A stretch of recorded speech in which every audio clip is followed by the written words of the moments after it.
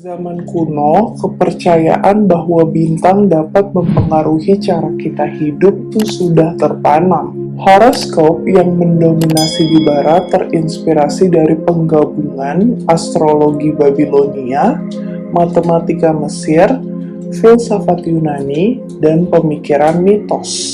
Kemudian horoskop zodiak pun muncul. Kata zodiak itu berarti lingkaran binatang. Makhluk-makhluk ini pun diwakili di constellation atau rasi bintang yang ada di langit.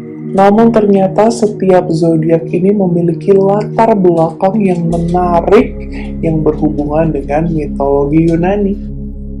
Aku sebutin ke-12 rasi bintang ya. Yang pertama ada Aries yang disimbolkan dengan domba jantan adalah yang pertama dari 12 konstelasi zodiak dan dalam mitologi Yunani mewakili hewan yang bulunya dicari oleh Jason and the Argonauts.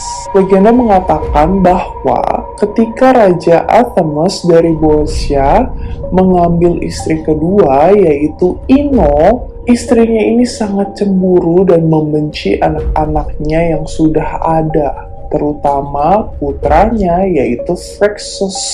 Oleh karena itu, dengan sangat licik, dia merencanakan kegagalan panen jagung, berkonsultasi dengan seorang peramal. Peramal ini udah disuap olehnya, dan peramal ini bilang ke suaminya kalau Phrixus harus dikorbankan kalau someday orang-orang melarikan diri dari kelaparan. Tetapi Nefele, yaitu ibu dari Phrixus, memohon-mohon dengan sangat untuk tidak menghukum mati anaknya.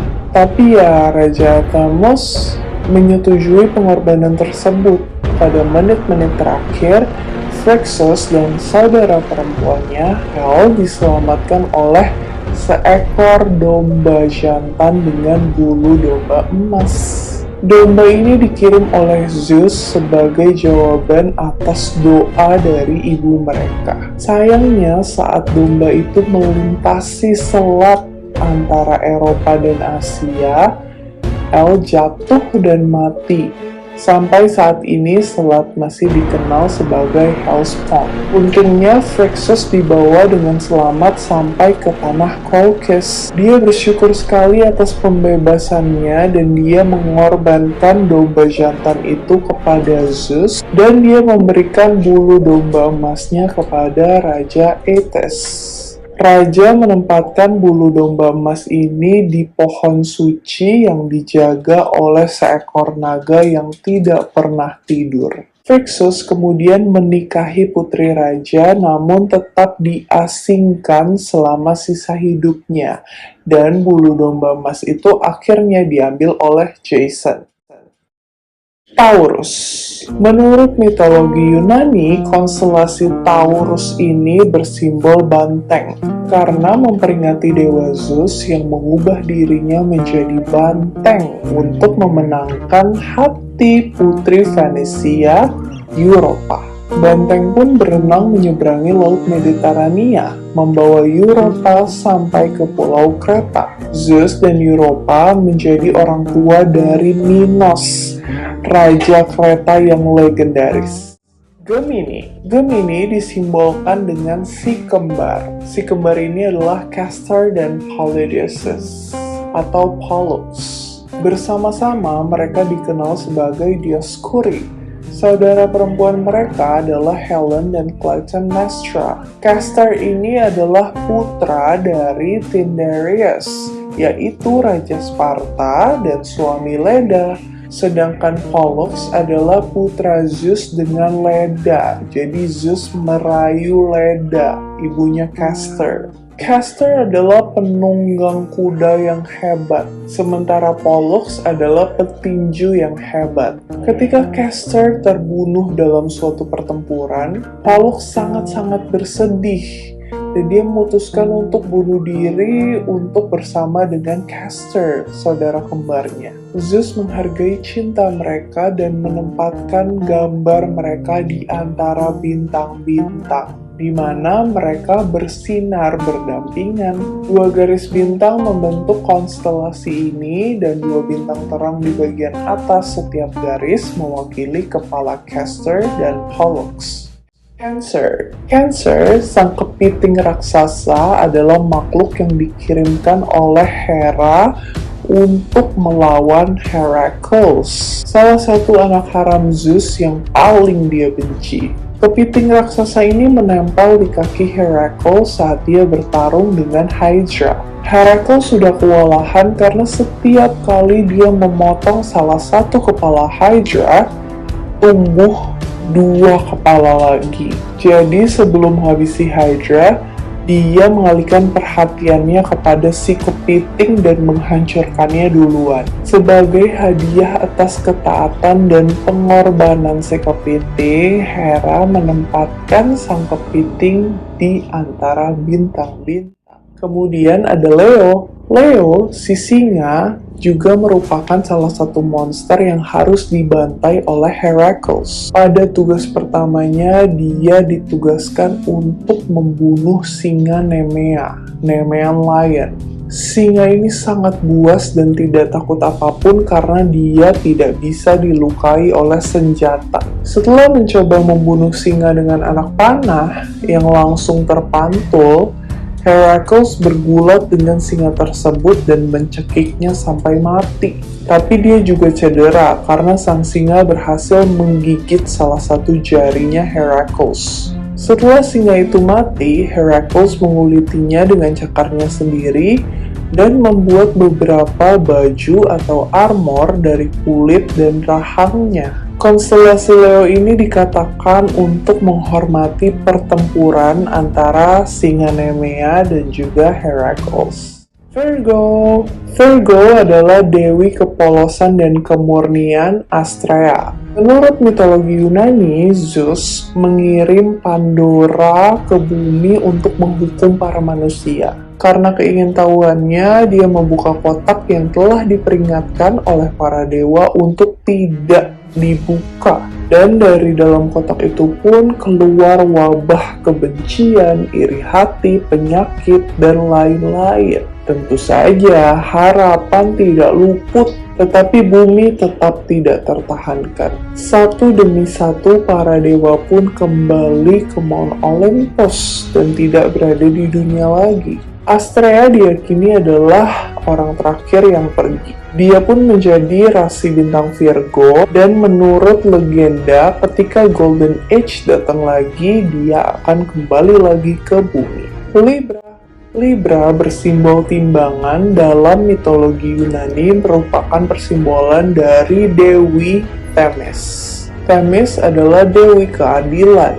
Dia biasanya terlihat sebagai wanita yang matanya ditutup dan memegang timbangan di tangannya. Dia adalah ibu dari Astrea. Konstelasi Virgo dan Libra bersinar berdampingan di langit surgawi. Dia juga dikatakan akan kembali lagi bersama dengan putrinya ketika Golden Age datang lagi. Scorpio dalam mitologi Yunani berasal dari kisah Orion, yaitu seorang giant yang merupakan putra Poseidon dan Eirale. Dia dikatakan sebagai giant yang paling tampan semasa hidupnya. Dia dan Artemis adalah rekan berburu. Ini membuat kakaknya Artemis sekaligus saudara kembarnya cemburu. Kemudian Apollo pergi ke Gaia untuk memintanya membuat kalajengking raksasa yang kemudian menyengat Orion. Keduanya mati, mereka saling membunuh, dan Artemis memohon kepada Zeus untuk menghidupkan Orion kembali. Tapi Zeus memutuskan hal yang berbeda. Dia ingin menghormati Orion dengan kalajengking yang membunuhnya dan membuatkan mereka konstelasi. Sagittarius adalah sang centaur, yaitu Chiron. Chiron tidak seperti centaur brutal lainnya. Dia baik dan mengajar ilmu pengobatan, berburu, musik, dan ramalan. Dia adalah guru yang luar biasa bagi banyak pahlawan hebat seperti Jason dan Achilles. Dan dia juga merupakan teman dari Heracles. Hercules tidak sengaja membunuh Chiron. Suatu ketika, pada saat Hercules sedang berburu, dia tidak sengaja menembakkan panah beracunnya ke lutut Chiron. Karena Chiron adalah makhluk abadi, dia bukan manusia biasa, jadi dia tidak bisa mati. Heracles berjanji akan membantunya. Dia mengetahui bahwa Chiron tidak bisa dibebaskan kecuali ada orang yang menggantikannya. Dan dia digantikan oleh Prometheus yang sebelumnya sudah dibebaskan dulu dari hukuman Zeus. Chiron pun akhirnya mati dan dia ditempatkan oleh Zeus di antara para bintang-bintang untuk menghormati sifat mulianya. Capricorn biasanya disimbolkan sebagai kambing atau kambing laut. Menurut mitologi Yunani, ini adalah simbol penghargaan terhadap peri kambing yaitu Amalthea. Kalian tahu kan, Zeus itu sempat disembunyikan ke pulau Kreta supaya dia nggak dimakan oleh ayahnya sendiri yaitu Kronos. Nah, di pulau itu dia dibesarkan oleh nymph. Nah, nymph itu adalah Amalthea. Dia menyusui Zeus saat masih bayi. Ditempatkan di antara bintang-bintang sebagai konstelasi Capricorn oleh Zeus sebagai ucapan terima kasih. Versi lain juga menyebutkan Pan yang menjadi persimbolan Capricorn. Pan adalah god of nature yang menguasai hutan dan alam liar. Dari pinggang ke bawah dia adalah kambing, tapi dari pinggang ke atas dia adalah seorang pria. Telinga dan tanduknya seperti kambing. Dia sering mengejar nymphs, tapi mereka kabur. Dia selalu on fire dan cinta alam. Aquarius, the water bearer, sang pembawa air dikaitkan dengan Ganymede, putra Raja Tros. Dalam mitologi Yunani, Ganymede ini adalah pemuda Troy yang tampan. Dia menarik perhatian Zeus yang kemudian menyamar sebagai elang. Kemudian Zeus membawanya ke Olympus sebagai pembawa cangkir bagi para dewa. Dalam cerita yang berbeda, konstelasi itu juga mewakili Deucalion, putra Prometheus yang selamat dari banjir besar bersama istrinya yaitu Hera. Ceritanya, Zeus menuangkan semua air dari langit ke bumi untuk membasuh orang-orang jahat yang ada di bumi. Ini membawa awal yang baru bagi Deucalion dan istrinya yaitu Hera, dan mereka menciptakan keturunan-keturunan pria dan wanita. Dan yang terakhir ada Pisces. Pisces bersimbol ikan. Dalam mitologi Yunani, kedua ikan ini adalah Aphrodite dan juga Eros. Mereka sedang berjalan di sepanjang sungai Efrat ketika typhoon muncul. Mereka takut dan tidak bisa lari, jadi mereka minta bantuan Zeus. Kemudian Zeus mengubah mereka menjadi dua ikan. Kemudian mereka melompat ke sungai dan melarikan diri. Athena menempatkan ikan di antara bintang-bintang dan mereka membentuk konstelasi Pisces. Alright guys, itu dia ke-12 zodiak dengan latar belakang menurut versi mitologi Yunani.